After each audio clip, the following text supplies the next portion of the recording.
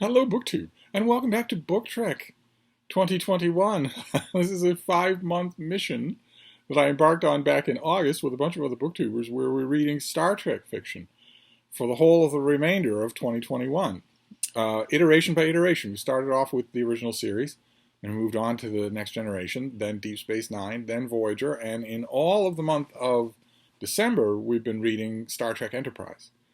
The series set uh, a long time before Kirk and Spock, right at the beginning of Starfleet, right at the beginning of the world that would later be inhabited by people like Kirk and Spock. In fact, the first episode of Star Trek Enterprise is the very first warp drive launch of anything even remotely resembling the Starship Enterprise, and X-01. A terrific show. In addition, like so many other months of BookTrek 2021, I took the opportunity to watch a lot of the episodes again, in addition to reading the books, and was impressed all over again. I was one of the, I guess I'm in the minority of Star Trek fans who was impressed with Star Trek Enterprise right from the beginning. I thought it was tremendously done. A little bit of hammy overacting on the part of Scott Bakula. I would not have cast him as Captain Jonathan Archer, and no matter what the studio executives or the showrunners might have said, I would have kept the show in continuity, where the first captain of the Enterprise is Robert April. And I wouldn't have cared that that meant you were going to be calling someone April all through the show. A man, April, all through the show. It's a dumb reason to worry. I'm sure that was the reason that nixed it, and I don't like that. I don't like it when, whether it's Star Trek Discovery or anything else, I don't like it when Star Trek monkeys with its own continuity. The continuity was the thing that made fans fall in love with it originally. Even so, I loved the show, and I've loved rewatching it, even though it was the first Star Trek show since the original series to get canceled before it reached 7 seasons and full syndication. It was also prone to the whims of showrunners who wanted desperately to forestall that cancellation. And one of the biggest missteps that they did was a huge mega plot that they introduced a couple of seasons in, about a region of space that drives people crazy, and about a gigantic weapon that carves an enormous wound into the planet Earth, kills millions of people. A terrorist attack, basically, that had been completely unalluded to in any previous Star Trek lore. There was never any hint. That doesn't so much matter. You can work that stuff in, but it seemed to me pretty desperately to be an attempt to goose the ratings, and it didn't work. That whole plot line was not popular with fans and was wrapped up. Even so, even in the midst of that, what I considered an ill-considered misstep, there were still great moments in every episode, and some episodes entirely from front to back were great. Which maybe would have boded well for the books. I have not stopped reading Star Trek Enterprise novels. In fact, by now, I think I've read pretty much every one that's ever been written. Certainly all the ones that I had on my RadPad, or all the ones that I could buy. The only reason I stopped making videos was because I seemed to have lost all of my co-hosts along the way. They weren't making videos, they weren't watching BookTrek videos. If your own co-hosts in an event aren't even watching the videos that are coming out, then what's the point? But I did still keep reading. I love the idea, so I kept reading Star Trek Enterprise novels. There were quite a few of them I'd never read before. I read this, for instance, David Stern, Rosetta, which is all about the ship's linguist, Hoshi. What else? What else did I read? Well, I read a whole bunch of them. This thing here by David Stern, an author I've read before, Daedalus's Children. Dumb cover, but it's all about one species of that captured super weapon that becomes the obsession of the show later on. The Enterprise engineer breaks down that captured weapon and tries to figure out its means of propulsion. And it looks for a while in Daedalus Children Book 1. It's a 2-book story. It looks for a while like it's a kind of ion drive propulsion that Earth experimented with and then abandoned after a tragedy. And it was recent enough. The thing about Enterprise is that all of these things were recent. Every single thing in the past is recent past, because this is just the beginning of everything. In the run of Enterprise, the TV show, we meet one of the guys who made the transporter. Things like that it's all very immediate. And the engineer and the captain both knew people who were killed in that accident with that Earth ion drive. And Daedalus's Children works in a plot line that also flashes back to their immediate past very effectively. There's one more I want to show you here.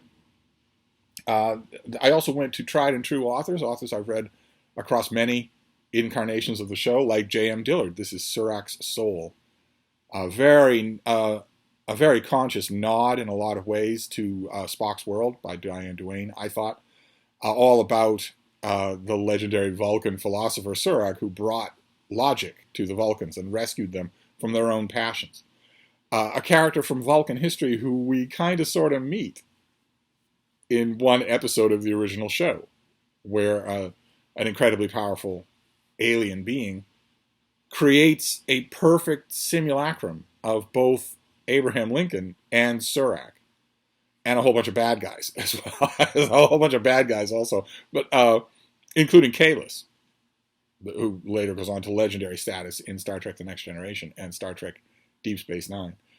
We actually meet Surak and in that episode, and Spock is a member of the landing party, and of course his logic tells him you cannot possibly be Surak, and Surak knows it too. It's delightful. It's a really, really well done episode, and this is all about Star Trek Enterprise is all about a transformative period in Vulcan history, a period when, for instance, the touch telepathy that was synonymous with Vulcans in the original show is only just starting to happen. It turns out that it's a very recent thing, and that it's part of a social movement, not just biological inheritance. All kinds of fascinating stuff like that. I read a series of novels on, I wonder if I can show them to you. A series of novels on the very beginning of, the rise of the Federation. These were terrific, very meaty novels, very good stuff. Who's this by? Christopher Bennett, who's hit or miss with me. Sometimes he can be very boring. So even while my host had disappeared into a Tholian pocket universe, I was still reading these things. I'm pretty much done for the year, but I didn't want to let BookTrek 2021 limp off into the sunset without a final word from me, especially since I've come up with a theory. And you all love my crackpot theories. I've asked myself why. Like, for instance, I enjoyed these novels that I've shown you, Surak's Soul and Tower of Babel and whatnot, but I would not be able to recommend them to anyone at all unless they were really familiar with Star Trek Enterprise. Not just Star Trek, but Star Trek Enterprise, the show, the TV show. You'd have to be really familiar with Star Trek Enterprise to really get much out of any of the novels that I've read, and I've read probably 3 dozen of them. And I thought about that, and I thought, a lot of that was true with Deep Space Nine, my horrific doldrums with Deep Space Nine, and even with Star Trek Voyager, the novels of Star Trek Voyager. I must hold this up, she has something prettier to look at than me.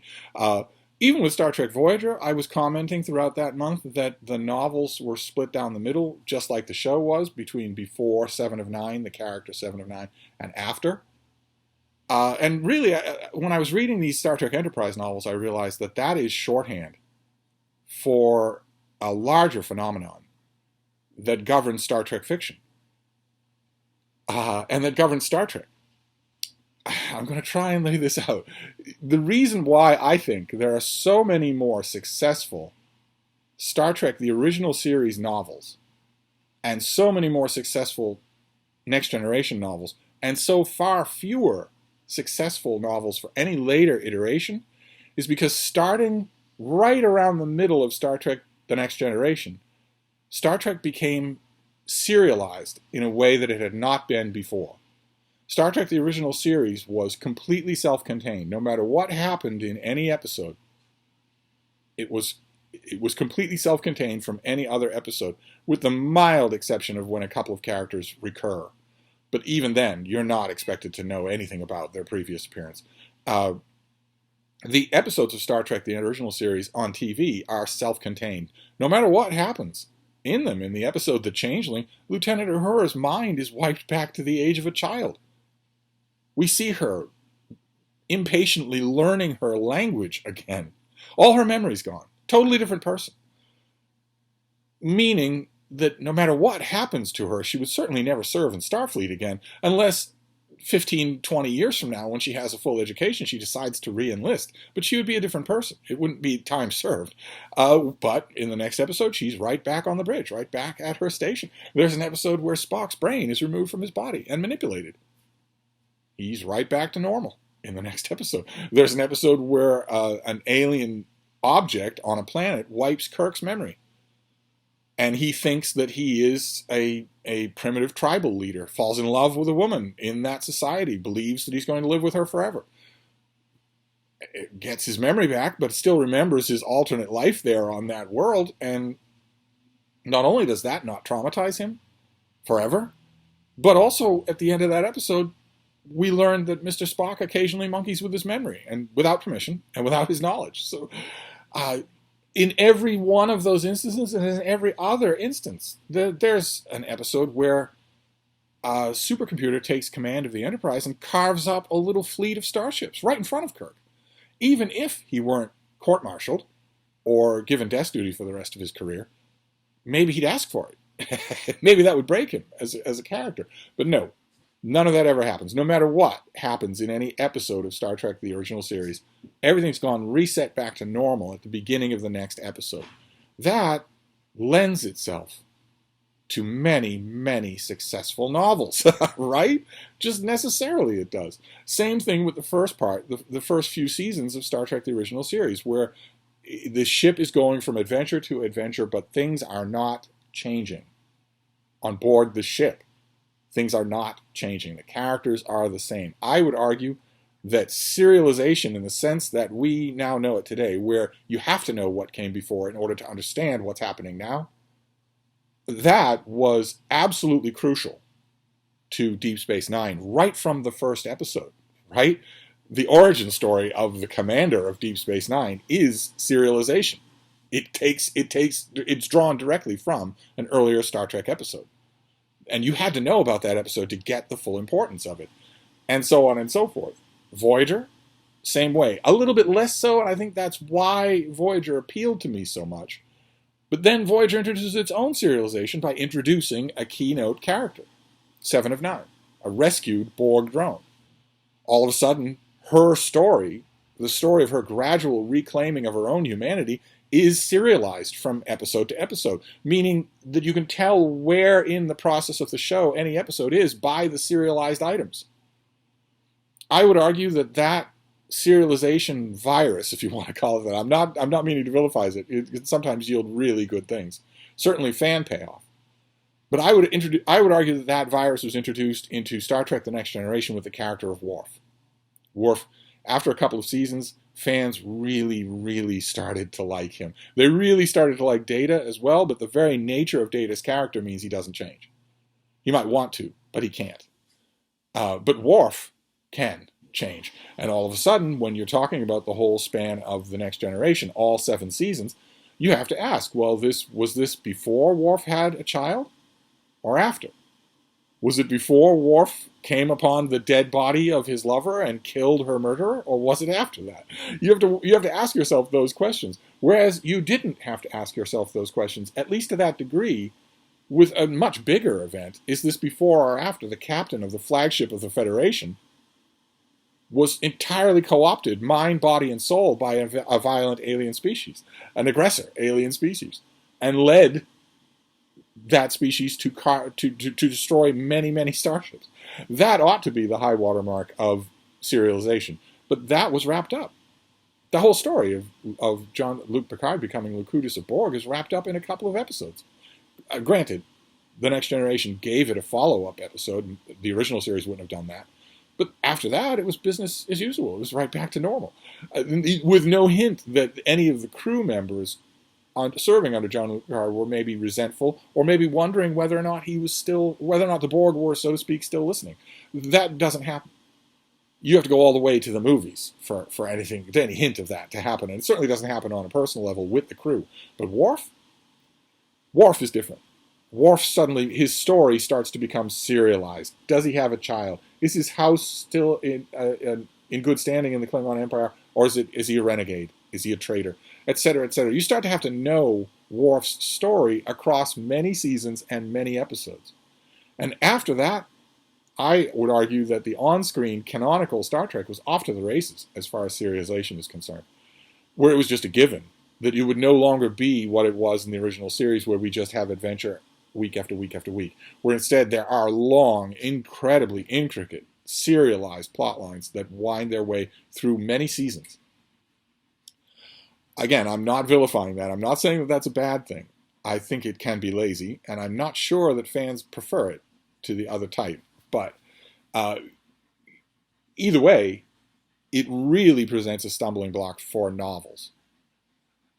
Because a novel is, ideally, you want it to be a self-contained unit, and none of these later Star Trek novels can be. Or I shouldn't put it that way. I should say, there are two ways to do this. Once you know you're working in an intensely serialized fictional universe, there are two ways that you can do it. Number one is just to lean into the serialization and give fan service on every page. Make the book for the people who already know the backstory, who are already following the serialization. That is the time-honored way. That was the way in serializations in many different art forms. But some of these writers had to know that is, by definition, a failed novel. And some of them probably didn't want to do that.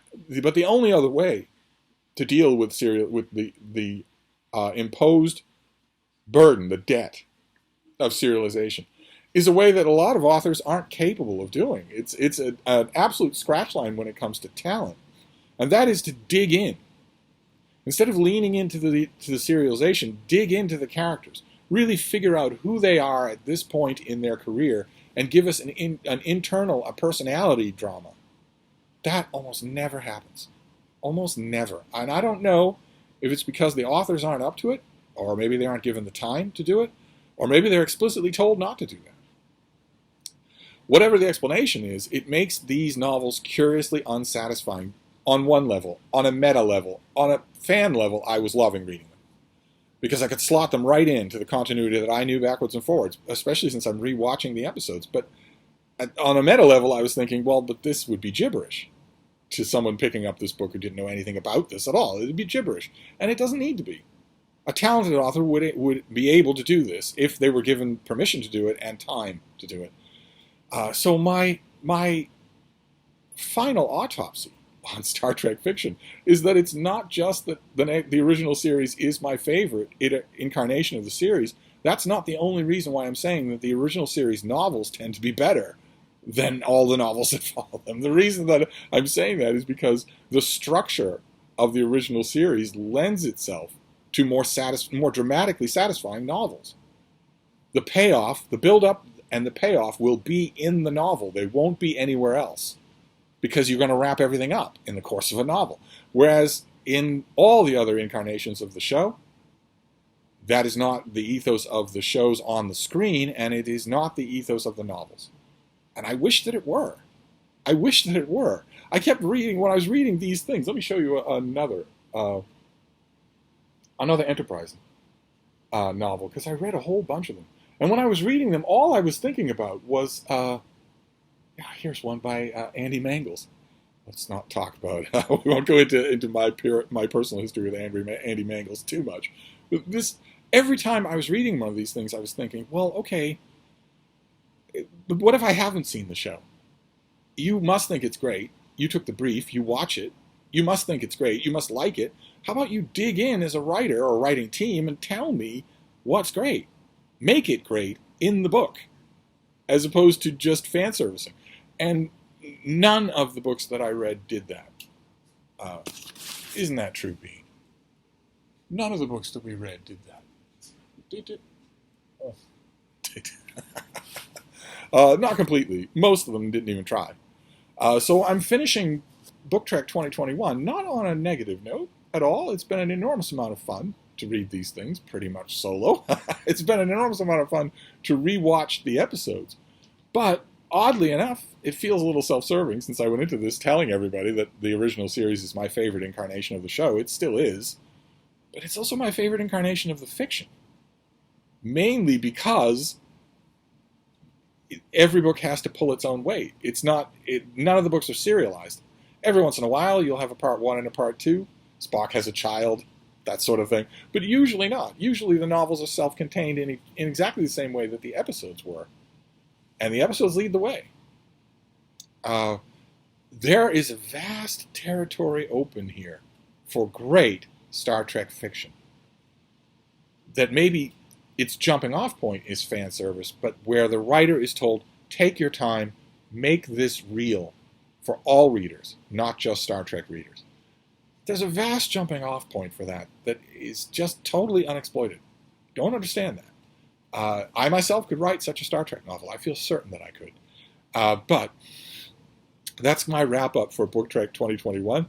I had lots of fun doing this, except for the horrible doldrums with Deep Space Nine, where all of a sudden I felt like I was losing my mind. But other than that, I had a great time doing all this, and we shall see. We shall see what happens in 2022. Will BookTrek 2022 actually happen? I'll be a lot more suspicious of that. I don't know about you, but this was a lot of fun, especially these Enterprise novels and coming up with my grand unified theory of Star Trek fiction. But anyway, let me know what you think. And if you've read a Star Trek novel post the original series, after the original series, if you've read Star Trek novels that I haven't talked about that you think are exceptions to what I'm talking about, maybe I missed them. Let me know. But I think I'm onto something. I think serialization is the thing that's hurting these books. I'm not saying that it hurt the series, the actual episodes. The serialization can be very effective when it's a visual medium, or even radio serials before, when it's just an audio medium. It can be very effective in building up story momentum over a long period of time. It's just not conducive to novels, I don't think. Anyway, let me know what you think, and I'm going to wrap this up, but I'll be back. Thank you, BookTube.